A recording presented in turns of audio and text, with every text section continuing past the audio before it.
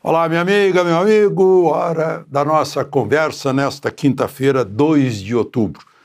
Em 2 de outubro de 1930 começou a Revolução, lá no Rio Grande do Sul, e foi subindo, foi indo para o norte, até amarrar os cavalos no obelisco da Avenida Rio Branco. A Revolução que levou Getúlio Vargas ao poder. Ele não aceitou o resultado da eleição, disse que a eleição tinha sido fraudada. O candidato era Júlio Prestes, de São Paulo, e ele derrubou o presidente Washington Luiz e assumiu. Ficou até 1945. Em 1932, nesse mesmo dia, 2 de outubro, os paulistas, não aguentando mais Getúlio sem Constituição, começaram a Revolução Constitucionalista no dia 9 de julho e acabou em 2 de outubro com a derrota, que foi uma vitória dos paulistas, porque Getúlio se comprometeu a fazer uma Constituição e fez a polaca, não adiantou muito. Depois lá com o ato, com o Estado Novo, copiando até o nome lá do Salazar em Portugal, acabou com a Constituição e passou em 1937, passou a governar com decreto-lei. Esse é o Brasil. Mas em 2 de outubro de 1989, está se comemorando hoje, e eu tive o prazer de participar dessa comemoração, foi criado o quadro complementar do Exército, de oficiais do Exército. E hoje de manhã eu fiz uma palestra à distância na Escola de Saúde e quadro complementar do Exército de Salvador. Falei para os primeiros tenentes alunos. Foi um belíssimo encontro. São futuros oficiais que vão já no fim do ano, vão para as organizações militares, veterinária, enfermagem, contábeis, pessoal da intendência, comunicação social tinha lá também, né? Magistério, gente em matemática, línguas, né? Gente que já tem curso superior e prestou concurso. E agora estão se formando oficiais do quadro complementar. Foi um grande prazer estar com eles. Lembre-se de se inscrever e, ao final, de deixar o gostei ou não gostei.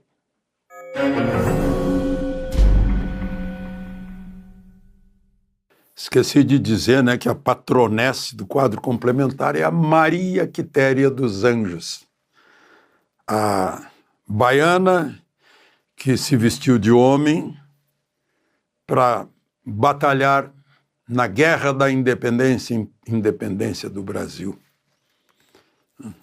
2 de julho, né? Porque a independência só foi concretizada depois, porque tropas portuguesas ainda estavam relutantes em sair do Brasil. Bom, mas eu queria contar para vocês que lá na grande CPI mista de deputados e senadores, as coisas começam a andar. Vejam só, hoje aprovaram um requerimento pedindo que o relator do processo no Supremo, o ministro André Mendonça, autorize a prisão do presidente da Confederação Nacional de Agricultura Familiar e Empreendedores Familiares Rurais, CONAFER. Eu já disse para vocês que um nome desse tamanho só pode ser alguma coisa de esquerda, porque eles não têm a capacidade de resumir um título. É a CONAFER. É o Carlos Roberto Ferreira Lopes. Só para vocês lembrarem, na última reunião, de madrugada, eu acho que foi na madrugada de quinta para sexta, há uma semana, o presidente da comissão deu voz de prisão para ele por falso testemunho, por mentir depois de ter jurado que não mentiria. Ele saiu preso, mas pagou fiança. Claro, tranquilo, né? A entidade dele levou 800 milhões por aí, podia pagar fiança, mas agora estão pedindo a prisão dele. Tem mais uma aqui. Convocaram o Maurício Camisotti, que é o sócio do Careca do INSS, que já está preso, para prestar depoimento. Ele recebeu de propinas aí 30 milhões. Tudo isso sai do bolso dos idosos. Lembram que eu falei ontem para vocês? Ontem foi dia do idoso. Eu disse, será que estão respeitando o idoso? Não, porque roubaram 6 bilhões dos idosos, de 2 bilhões e 300 mil idosos desse país. Tem mais. Esse Maurício Camisotti, né, ligado à Associação de Aposentados Mutualistas para Benefícios Coletivos AMBEC, foi quem pagou para ele os 30 milhões. Você viu o cumprimento também do nome, né? E agora também estão pedindo para depor o ex-procurador-geral do INSS. Opa, agora está começando a entrar, né? Virgílio Antônio Ribeiro de Oliveira Filho, nome cumprido também, como foi cumprida a propina que foi depositada na empresa que está em nome da mulher dele, quase 12 milhões. E também estão estudando lá o COAF, informou que é esse controle de transferências de grandes somas. De maio do ano passado a maio deste ano, a CONTAG movimentou 2 bilhões de reais. Sabem qual é o nome da CONTAG? Confederação Nacional dos Trabalhadores Rurais, Agricultores e Agricultoras Familiares. Não é preciso comentar nada, né? O nome já diz tudo. Eu li no jornal que a Secretaria de Prêmios e Apostas do Ministério da Fazenda tem isso. Eu não sei quando tem uma Secretaria de Prêmios e Apostas, como tem sorteios na Caixa Econômica, eu fico em... E a lei das contravenções penais diz que é proibido o jogo de azar. Chega a definir que o jogo de azar é aquele cujo resultado depende da sorte. Isso é jogo de azar. Uma partida de futebol não é um jogo de azar, né? Depende da perícia dos jogadores. Mas uma loteria é um jogo de azar.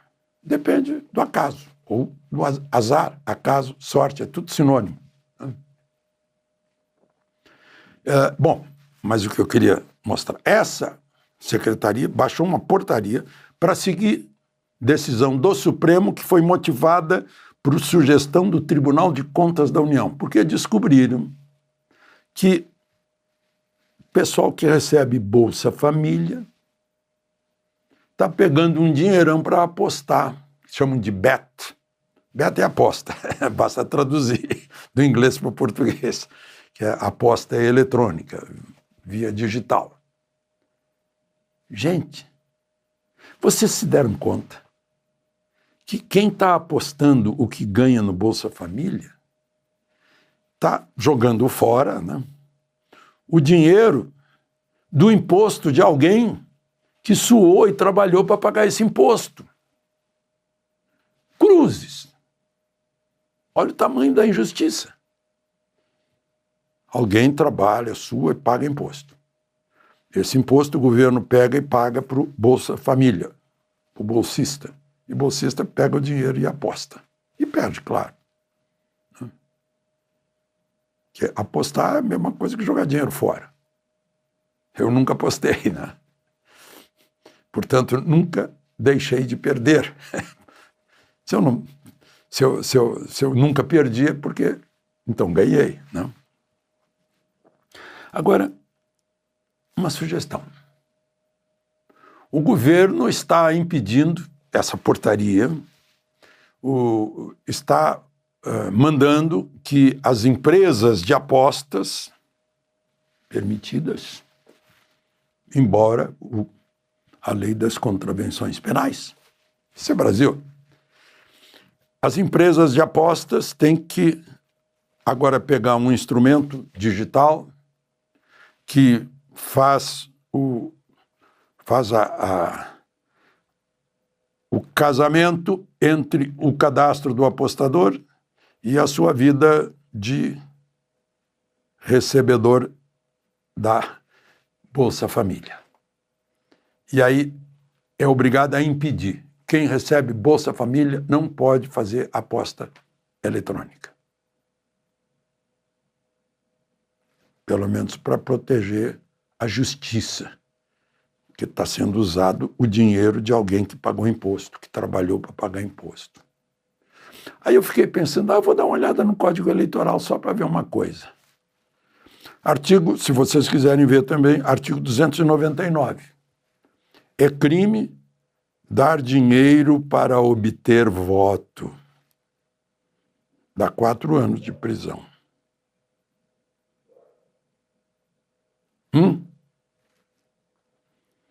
Não faz a gente pensar em muita coisa? E só para terminar, né, já que estou falando de imposto, a Câmara dos Deputados aprovou, e já foi para o Senado, a isenção de imposto de renda para quem ganha até 5 mil. Quer dizer que a pessoa que ganhava menos de 5 mil pagava imposto de renda? Que renda? Pagava imposto de renda. Ainda paga, né? Até que o Senado aprove, o presidente sancione e o Diário Oficial publique. É outra injustiça. Meu Deus do céu. Ontem eu mostrei, né, que uma canetada do ministro Moraes fez com que as pessoas em agosto tivessem que pagar de imposto sobre operações financeiras, aqueles que tomam um empréstimo, por exemplo, mais, ou seja, mais significa um acréscimo de 2,5 bilhões de IOF. Pois é, você trabalha e paga imposto, porque trabalhou, porque ganhou mais de 5 mil. Aí você trabalha e compra um carro. Aí você paga imposto sobre o carro, o IPVA. Você trabalha e consegue comprar uma casa. Aí você paga imposto sobre a casa, né? O IPTU. Né? E assim vai. Aí você põe uma empresa, você produz, você dá emprego, você comercia, né? Aí você paga ISS, paga ICMS, paga IPI, paga o GPS, paga imposto de renda, né? Paga o imposto, contribuição sobre lucro líquido, contribuição social. Para que isso? Para sustentar os governos municipal, estadual, federal. Para que existem? Para prestar serviços públicos. Bons serviços públicos à altura dessa quantidade de imposto, de justiça, segurança pública, saúde, ensino. Né? Só para a gente pensar.